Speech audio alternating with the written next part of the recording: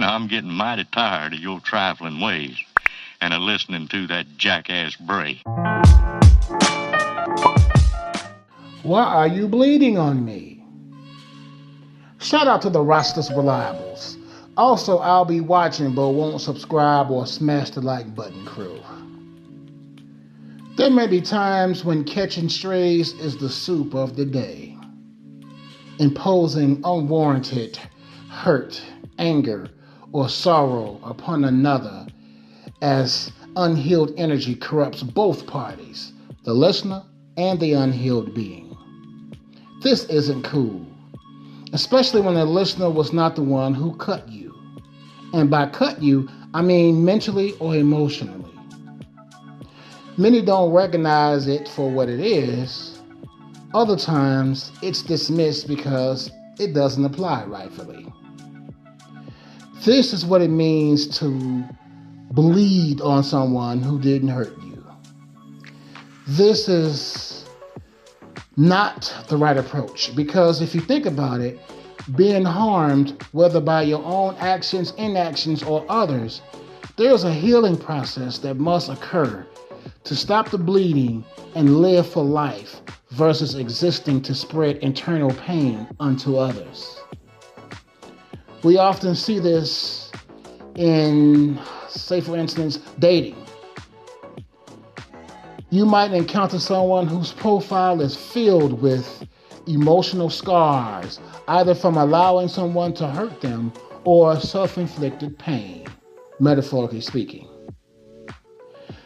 They broadcast these issues to prevent being harmed again, sharing their wounds with someone who didn't cause them, overflowing with unnecessary words and burdens, as if the next male or female job is to take your nonsense and or heal you or attempt to do something that only you could do internally.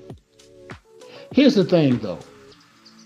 This behavior shows a lack of effective healing and inability to accept what has occurred. This indicates a significant accountability issue.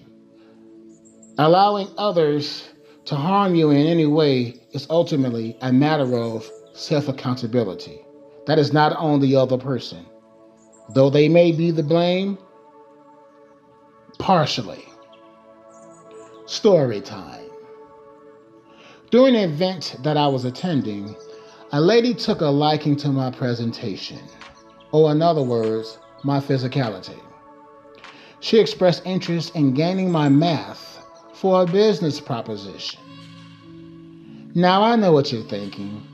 She's using a trying to be slick game to gain my number. And I thought so too. The interesting thing was that the event was about various businesses and their promotion, networking, etc. So after exchanging information, business cards and such, this lady's birthday was approaching unbeknownst to me.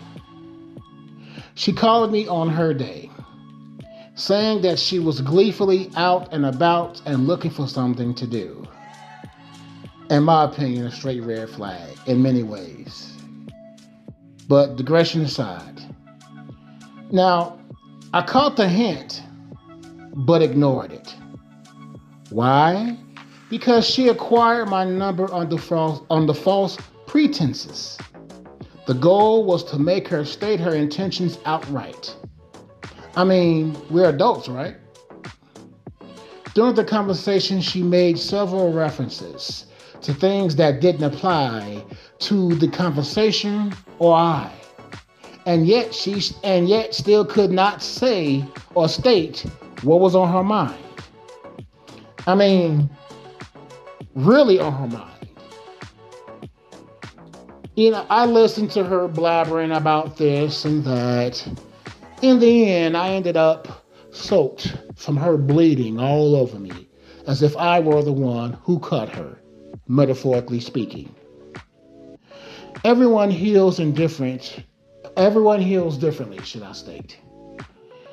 And without completing the self-managed task of healing from past hurt, all anyone will do is show their mental instability under the guise of sharing and alienating themselves from others who understand being healed and what it looks like to move in healed energy.